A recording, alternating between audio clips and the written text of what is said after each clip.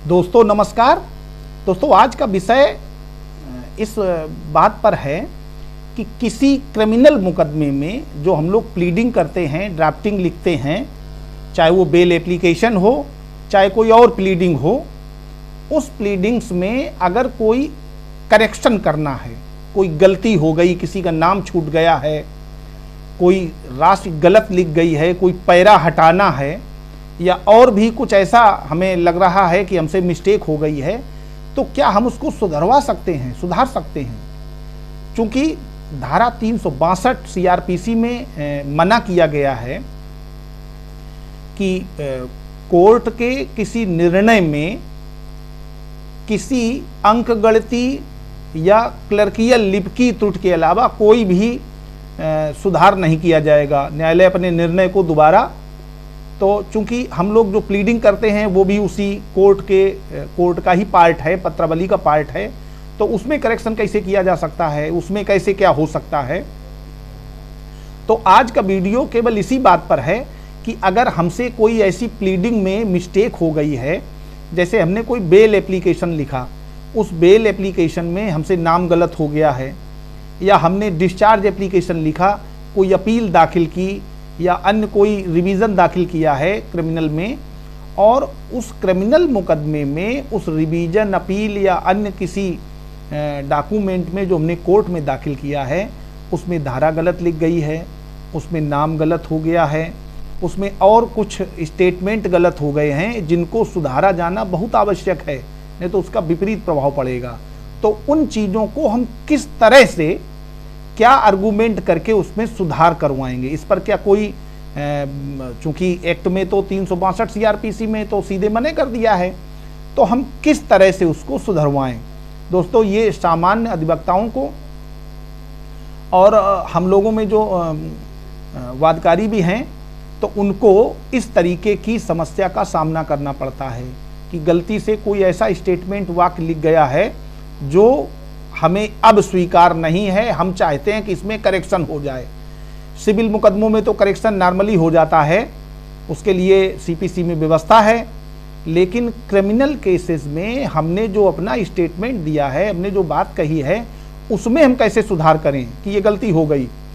तो उस गलती को सुधारने के लिए आज का वीडियो है। अब वीडियो चालू करते हैं। दोस्तों केवल लिपिकी या अंक गणती त्रुटि ही सही की जा सकती है, ये धारा 362 दंड प्रक्रिया संहिता में बताया गया है। दूसरा, अब ये त्रुटि है क्या, लिपिकी त्रुटि और अंक गणती त्रुटि। इसमें एक केस चला था, master constructions company private limited versus Orissa राज्य और अन्य। इसमें माननीय उच्चतम न्यायालय ने ये माना है कि लिपिकी त्रुटि लिखने में टाइपिंग की गलती होती है एवं अंक गणती त्रुटि गणना में गलती होती है।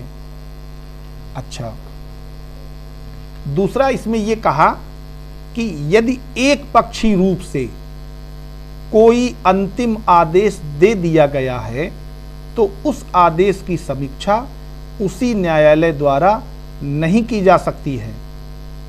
माने ऐसा आर्डर जो भले ही एक पक्षी दिया गया हो लेकिन गुण दोष के आधार पर दिया हो, तो उस आर्डर की समीक्षा नहीं की जा सकती है उसी न्यायालय द्वारा, केवल गणती या लिपिकी त्रुटि को छोड़कर। ये बात भी कलकत्ता उच्च न्यायालय ने हरजीत सिंह वर्सेस पश्चिम बंगाल व अन्य सन 2005 CRLJ 3286 फरवरी के वॉल्यूम में कही है। दोस्तों यदि कोई मामला डिफॉल्ट में खारिज कर दिया जाता है तो उस आदेश को अंतिम आदेश या निर्णय के रूप में नहीं माना जा सकता। डिफॉल्ट का मतलब ये हुआ, कोई व्यक्ति उपस्थित नहीं है, उसकी अनुपस्थिति में ये ऑर्डर शीट पर लिखते हुए कि ये नॉन प्रेजेंस में खारिज किया जाता है, तो वो अंतिम निर्णय नहीं है, तो वहां धारा 362 सीआरपीसी लागू नहीं होगी, उसको तो दोबारा वही कोर्ट सुनेगी। लेकिन अगर उसने उस मामले को गुण दोष के आधार पर डिस्पोज किया है तो उस कोर्ट को पावर्स नहीं रह जाते हैं। यद्यपि सीआरपीसी में किसी याचिका के संशोधन के लिए कोई विशेष प्रावधान नहीं है, फिर भी यदि संशोधन की मांग एक सामान्य मांग या कमी है, माने चूंकि उसी बात पर चर्चा हो रही है जिससे प्रतिकूल पक्ष पर कोई प्रभाव ना पड़ता हो, उसे ठीक किया जा सकता है। ये बात सुकुमार बनाम एस सुनंद रघुराम 2015 में 9 वॉल्यूम में एससीसी में कही है, जो 609 पेज पर है। अब उसमें यह भी कहा है कि किस तरह से क्या क्या चीजें सही की जा सकती हैं। जैसे इसमें एक और स्थिति आती है, जैसे मान लेते हैं आप कोई कंप्लेंट केस फाइल करते हैं, उस कंप्लेंट केस में आपने 200 का बयान करा दिया, 202 का बयान करा दिया, और आपकी जो प्लीडिंग है, माने आपका जो कंप्लेंट है, उसमें आप कोई करेक्शन करना चाहते हैं, किसी का नाम बदलवाना है, घटना की तिथि गलत अंकित हो गई है, घटना का स्थान गलत अंकित हो गया है, या और बहुत सो एंड सो बहुत कारण हो सकते हैं, कुछ भी करेक्शन हो सकता है।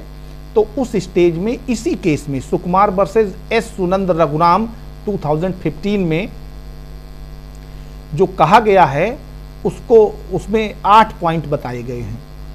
इन 8 पॉइंट्स में को देख करके ही करेक्शन का आदेश किया जाएगा या वो करेक्शन सही किया जा सकता है। पहला, जब त्रुटि औपचारिक हो, ये आपके प्लीडिंग्स में भी हो सकती है, माने आपने जो लिख करके दिया उसमें हो सकती है, या उस न्यायालय ने कोई जजमेंट या ऑर्डर किया उसमें हो सकती है।